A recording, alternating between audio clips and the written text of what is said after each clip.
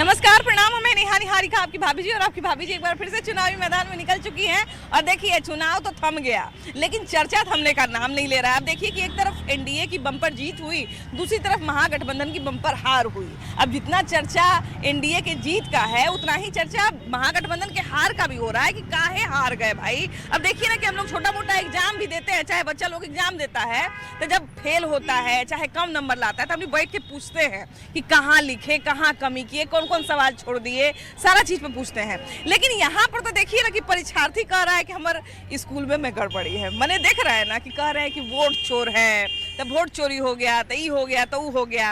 मैंने कहने का मतलब ये है कि अपने हार से महागठबंधन कितना सीखने के लिए तैयार है, ये जानना बड़ा जरूरी है। कहे कि जितना सीखेगा उतना ही परफॉर्मेंस आगे जाके बढ़िया होगा। तो चलिए जरा लोग सबसे पूछते हैं कि महागठबंधन सीखने के लिए कितना तैयार है, क्या क्या बात सीखना चाहिए। लोग बोलेंगे तभी वो लोग सुनेंगे। आइए। तो देखिए कि विपक्ष की इतनी बड़ी हार के बाद जो है वो मंथन और एक तरह से कहा जाए कि सीखने का भी समय है। लेकिन क्या लगता है, विपक्ष अपनी हार से सीखने के लिए कितना तैयार है अभी? अगर विपक्ष इस हार से भी अगर नहीं सीख पाते हैं तो दुर्भाग्य है कि उसके राजनीतिक के परिपक्वता में कहीं ना कहीं सवाल उठता है। क्योंकि हम देख रहे हैं कि लगातार जब से रिजल्ट आया है तब से बहुत सारे एक्सक्यूज भी दिया जा रहा है। अब कल ही देखिए कि राजेश राम का हम बयान सुन रहे थे, अखिलेश सिंह पे भी तरह तरह की बातें वो कर रहे थे। तो अब तो अपने लोगों पर भी बात उन्होंने करना शुरू कर दिया है। इसके पहले भी देख रहे हैं कि आरजेडी में भी परिवार में ही बहुत तरह के कलह चल रहे हैं। तो एक तरह से कहा जा सकता है कि बहुत उलझा हुआ माहौल है। सीखने या मंथन करने जैसी चीज़ कोई लगती है आपको कि भी है?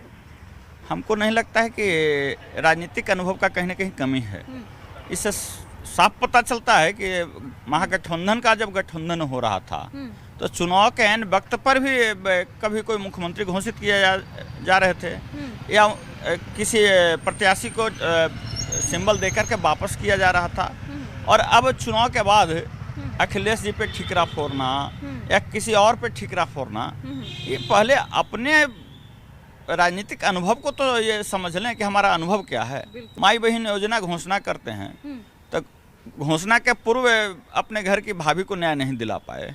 चुनाव बीतने के बाद भी, इस हार के बाद भी रोहिणी आचार्य का आंसू लेकर आंगन से निकलना या बिहार की महिलाओं के लिए, और केवल रोहिणी आचार्य, बहुत बड़ा सूचना। 3 बहनें और निकल गई। और जहाँ तक कि मीडिया के माध्यम से जो सूचना आई है कि उनकी 3 बहनें, तो 3 बहन के साथ चौथा बहन और एक भाभी, तो जो घर में महिलाओं का सम्मान नहीं कर सकता है, घर में भाई को साथ नहीं रख सकता है, तो वह बिहार के विपक्ष के भूमिका क्या निभा सकता है, यह सोचनीय विषय है। एक और चीज़ है कि जब से हार हुई है तब से लगातार ये भी चल रहा है कि आरजेडी के जो प्रवक्ता हुआ करते थे, महागठबंधन के जो प्रवक्ता हुआ करते थे, कुछ महिला प्रवक्ताओं के नाम सामने आ रहे थे, तो उनके बोली विचार या उनके कहा जाए ना कि बोलने का जो तरीका था, जिस तरह से वो अपनी बात रख रहे थे, उस पर भी खूब मंथन हो रहा है। मतलब सोशल मीडिया पे तो लोग कर रहे हैं।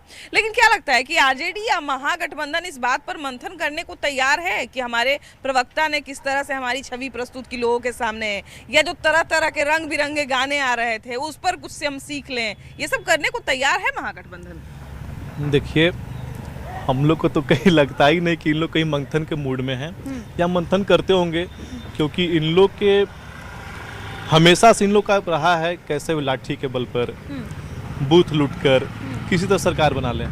मंथन अगर किए रहते, अगर लालू जी की ही बात मान लिए रहते तो इनका सहयोगी संजय नहीं रहते। संजय का एक बहुत पुराना इतिहास है। महाभारत में धृतराष्ट्र के सहयोगी थे संजय, कहानी खत्म हो गया।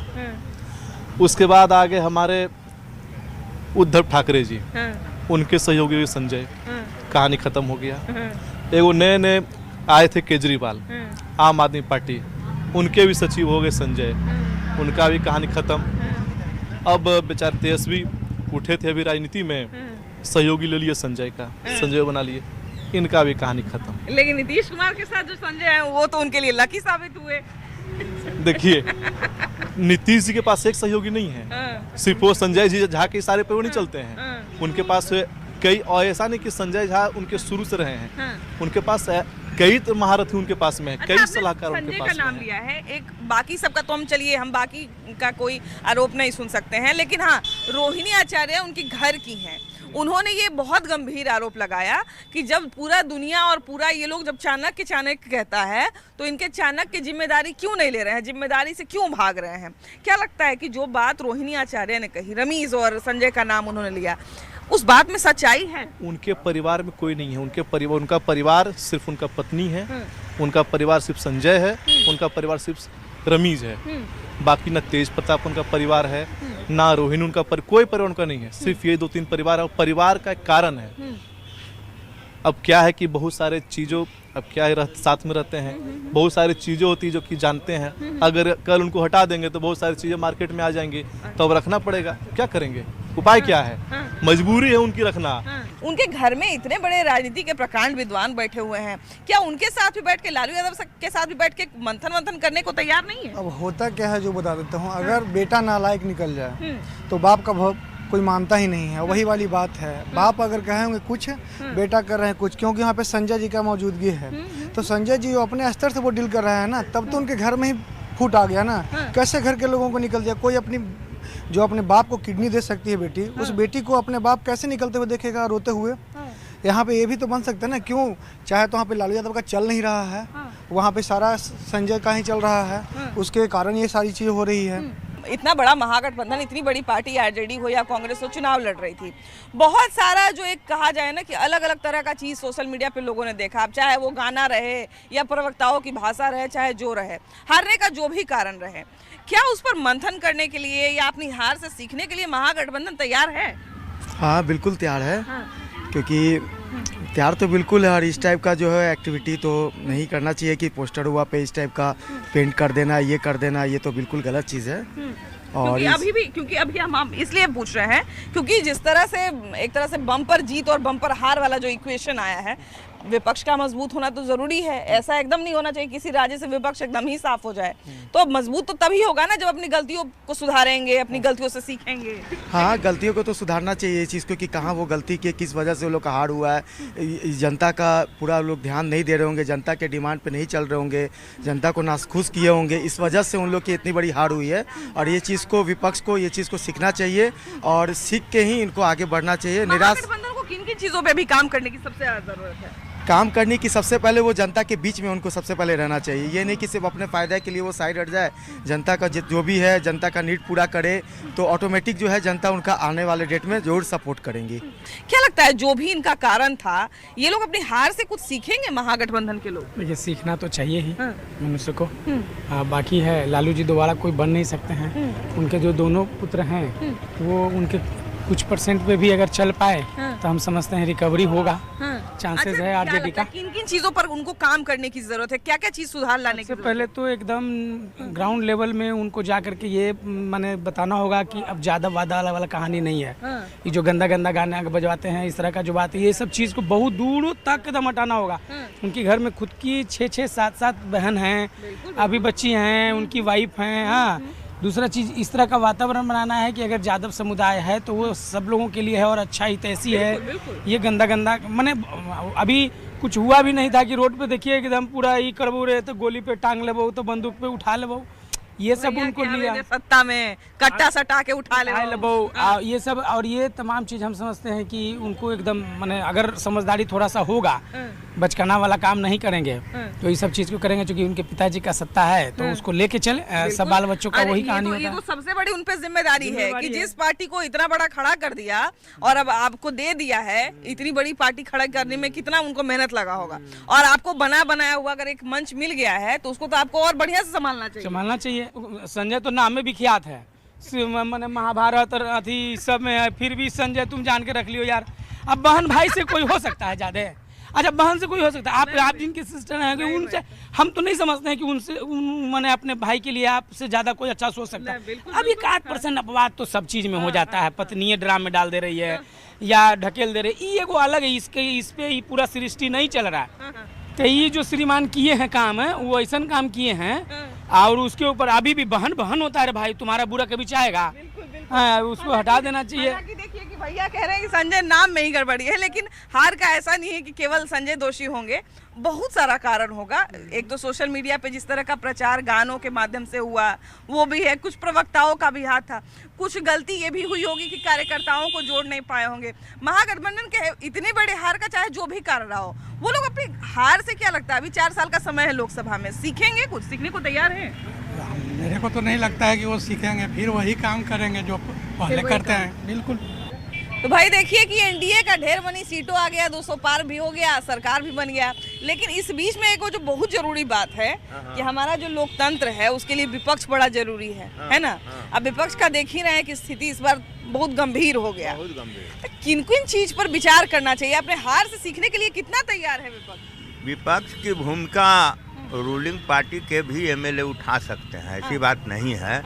जनता की आवाज़ को कोई भी उठा सकता है। अगर वो रूलिंग पार्टी का ही आवाज़ उठाता है और उस पर सरकार अमल लाती है तो इससे अच्छी और बात क्या हो सकती है? वो तो जरूरी है ही, वो तो आप बिल्कुल सही कह रहे हैं कि जो अपने घर के लोग होते हैं वो भी सजेशन देते हैं, ऐसी बात नहीं है। लेकिन जो इतनी बड़ी हार हुई है, इससे क्या लगता है कितना कुछ सीखना चाहिए और किन किन चीज़ों पर विचार करना चाहिए महागठबंधन को? महागठबंधन को चाहिए कि भ्रष्टाचार से दूर रहे। देखिए, लालू परिवार जो है ना, भ्रष्टाचार में डूबी हुई है। नरेंद्र मोदी राजा नहीं, गरीब है, भारत का तकदीर है। विश्व के मानवता का रखता है ख्याल, भारत देश को बनाकर रहेगा महान। अच्छा, नीतीश कुमार एक देशभक्त के, सच्चे देशभक्त का बेटा है, जन जन का नेता है, दिन रात मेहनत करता है और दिन रात मेहनत करता है, अब विकास पुरुष कहलाता है। किन किन चीजों पर महागठबंधन को विचार करना चाहिए? विचार होना चाहिए, हर बिंदु पर विचार होना चाहिए। जिस तरह से माननीय मुख्यमंत्री और जिस तरह से माननीय प्रधानमंत्री ने बिहार में विकास की गंगा बहा दी, उस गंगा में सब लोग विपक्षी दह गया। अब दह गया तो फिर से घर सजाना है, बनाना है। अब आपस में फूट और लड़ने झगड़ने से कुछ होने वाला नहीं है, क्योंकि बिहार की महिलाओं ने, युवाओं ने, जिस तरह से महिला ने चढ़ बढ़ के वोटिंग किया, जिस तरह से हमारा वोटिंग परसेंटेज 13% बढ़ गया। जो महिला घर से निकलती नहीं थी वो जाके बूथ पर लंबा समय तक खड़ा होकर वोट की। कुछ लोग कहते हैं कि सोशल मीडिया पे जो रंग बिरंगा गाना चला इसका भी असर हुआ, प्रवक्ता जिस तरह का भाषा बोलते थे उसका भी असर पड़ा, बहुत सारा कारण है। किन किन कारण पर विचार करना चाहिए? देखिए, मेन बात है कि कोई भी चीज़ में हार जीत होती है। और जब भी कोई लड़ाई स्टार्ट होती है या चुनाव जिस तरह हुआ और इसमें जो भी गड़बड़ियाँ आई है, तो सब पार्टी के जो भी हारे हैं उनको चाहिए कि बैठ के मंथन किया जाए कहाँ गड़बड़ी हुई। और एनडीए सरकार में सबसे बड़ी बात क्या हुआ है कि एक शिक्षा विभाग जो है उसमें भी महिलाएं लोग को काफ़ी नौकरियां मिली। और दूसरी जो आप देख रहे हैं कि प्रशासन में, वर्दी में, पुलिस में भी महिलाएं काफ़ी आई है ना। जो महिलाएं घर में रहती थी उनमें एक आत्मविश्वास जागा कि हम भी पढ़ेंगे और पढ़कर हम भी नौकरी आराम से प्राप्त कर सकते हैं, या वो शिक्षा की हो या हम प्रशासन वर्दी की। आज देखिएगा हर सड़क गली में आप प्रशासन में महिलाएं नजर आएगी। तो एनडीए सरकार ने सबसे बड़ी काम किया है कि और जॉब की प्रति अधिक है। और महिलाएं को क्या चाहिए? सुरक्षा चाहिए। आज महिलाएं जो है बेफिक्र होकर रात में घूम रही है, उनको कोई टेंशन नहीं है, प्राइवेट जॉब कर रही है। तो ये एनडीए सरकार की सबसे बड़ी विशेषता रही है कि इस चीज़ों को ध्यान में रखा है। खासकर महिलाओं को आज जैसे शराबबंदी है, शराबबंदी के पहले देखती होंगी कि आए जगह रोड पे हमेशा दारू पीकर महिला पे फब्तियाँ कसना। आज के डेट में आप देखिए महिला घूम रही है, किसी को दारू पीते हुए नजर नहीं आएंगे, ना किसी शादी ब्याह में टोन टान कसते हुए देखिएगा। पहले तो लोग भैया हाईवे के किनारे जो होटल उटल बना रहता था उस पर शाम के बाद या दिन में भी रुकने से भी डरते थे कि कहीं यहाँ पर दारू तो नहीं चलता होगा। नहीं, ये सही बात है। और माननीय मुख्यमंत्री जी ने ये बहुत बड़ा क्रांति किए दारूबंदी करके महिलाओं के फेवर में। जो महिलाएं बराबर अपने पतियों द्वारा पिटाई होती थी उनकी, या जो भी तरह के कारण तलाक होने तक की नौबत आ जाती थी दारू पी के। अब पति लोग जो है आराम से आते हैं, डर उनमें भी खौफ है कि कहीं अगर दारू पी के आते हैं तो पत्नियां हमारी केस नहीं कर देंगे। हाँ ये बात है, क्योंकि हम खुद इस पेशे से हैं, हम खुद इस पेशा से है, अधिवक्ता पेशा से हम हैं, तो इस चीज़ को हम जान रहे हैं कि महिलाएं काफ़ी सुरक्षित है। और ये जो गलत, क्योंकि दारू पीने के बाद बहुत तरह के गुनाह भी होते हैं, तो वो गुनाह होने से बड़ी माने बचे हुए हैं लोग हैं। और आने वाला समय में भी एनडीए सरकार की जो बनी है, पहले से और कहीं तेज कदमों से ये विकास के काम करेगी। अब देखिए तेजस्वी यादव इतना तक बोल दिए अपने मैनिफेस्टो में कि हम हर परिवार के एक आदमी को नौकरी देंगे, जीविका दीदी का बोल दिए सरकारी करेंगे, 10,000 को 30,000 करने का बात कर दिए, उसके बाद पेंशन बढ़ाने का बात कर दिए, जितना संभव बात हो सकता था सब बोले, लेकिन बावजूद इसके जनता ने उनको वैसा बहुमत नहीं दिया। अब क्या लगता है उनको अपने हार से कितना कुछ सीखने की जरूरत है, महागठबंधन को, पूरे कांग्रेस को भी कितना कुछ सीखने का, क्योंकि कांग्रेस के लिए भी बहुत बड़ा मौका था। इस बार बिहार में लग रहा था कि कांग्रेस फिर से जगने वाला है ना। जो इतने साल का नींद था कांग्रेस का बिहार में, वो बिहार में नींद उनका टूटने वाला है, लेकिन वो भी सफल नहीं हो पाया। क्या लगता है कहाँ गड़बड़ी हुआ, किन किन चीज पर विचार करना चाहिए?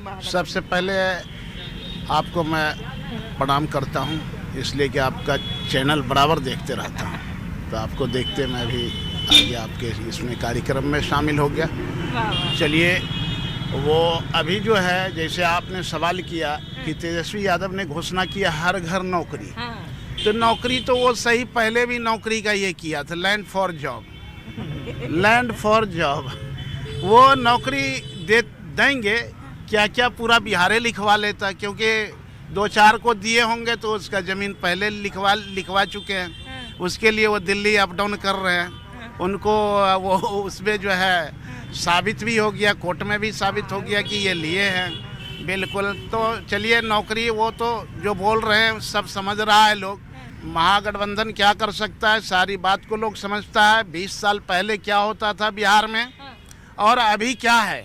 20 साल जो हमारे माननीय मुख्यमंत्री नीतीश कुमार जी को आने से जो यहाँ सुशासन की सरकार मिली है बिहार के अंदर, लोगों में अमन चैन शांति जो मिली है, यहाँ भय मुक्त दंगा मुक्त ये बिहार है। मैं अल्पसंख्यक समाज से आता हूँ, मेरा नाम कमरुज़्ज़मान अंसारी है, और बिल्कुल भय मुक्त दंगा मुक्त बिहार को बनाया है। इस बार एमवाई जो समीकरण होता है वो भी, उसने भी लगभग बहुत सारे, मतलब एक बहुत बड़े स्तर पर जो है वो आरजेडी का साथ छोड़ दिया, महागठबंधन का साथ छोड़ दिया, ऐसा क्यों हुआ?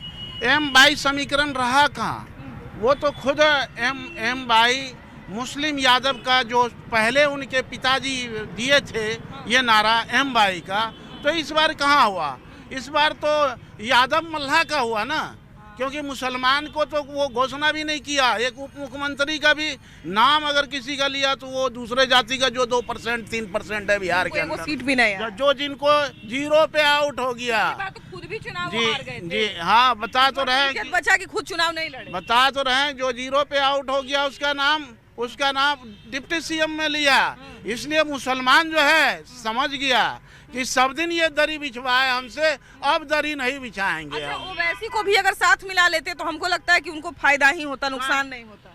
फायदा हो सकता था, लेकिन ऐसी कहीं कोई फायदा नहीं। लोग, बिहार की जनता जो है मन बना लिया था कि फिर से नीतीश, इसलिए कि हमारी माँ बहन, हमारी बच्चियाँ जो है इसको शिक्षा मिला। इसके समय में जो है जो बच्ची स्कूल नहीं जाती थी, डर के मारे पहले स्कूल नहीं जाती थी, उसको साइकिल दिया, साइकिल से पूरा लाइन लगा के जाती है अभी बच्ची। बहुत सारे लोग भैया ये भी कह रहे हैं कि इनके जो समर्थक जो सोशल मीडिया पर, चाहे इन्होंने जो बहुत माने आरजेडी के सरकार बनेगा तो यादव रंगदार बनेगा, ये सब तरह के जो गाना उना सब निकाला, एहू सबसे कुछ कम गड़बड़ा, ये सब छेछड़ा माइंड का आवाज है। लेकिन ये भी बात है ना भैया कि सत्ता में आने के पहले तो बढ़िया छवि बनाना पड़ेगा। सुनिए, हम बता देते हैं जो आपको भी गौर करना होगा। जब लालू यादव तीसरी बार राबड़ी बनी थी तो बोलते थे चक डोले चकडम्मा डोले, खड़ा पीपर कभी न डोले। देवी जी बैठ गई थी हार से हटता थी हो रे, ये इस तरह का भाषा बोलने लगे। देवी जी का संज्ञा राबड़ी देवी को दिया। हाँ, और आप नहीं दिन देखे होंगे, बाप के सामने बेटी को उठा लेता था, समझ गए। करीब 1 दर्जन डॉक्टर जो नामी थे वो पटना छोड़ के चले गए। बहुत लोग बिजनेस बंद कर दिया, बहुत लोग औने पौने भाव से मकान बेच दिया। आप स्टेशन एरिया में जाके पता कर लीजिए, मकान तक बेच दिया।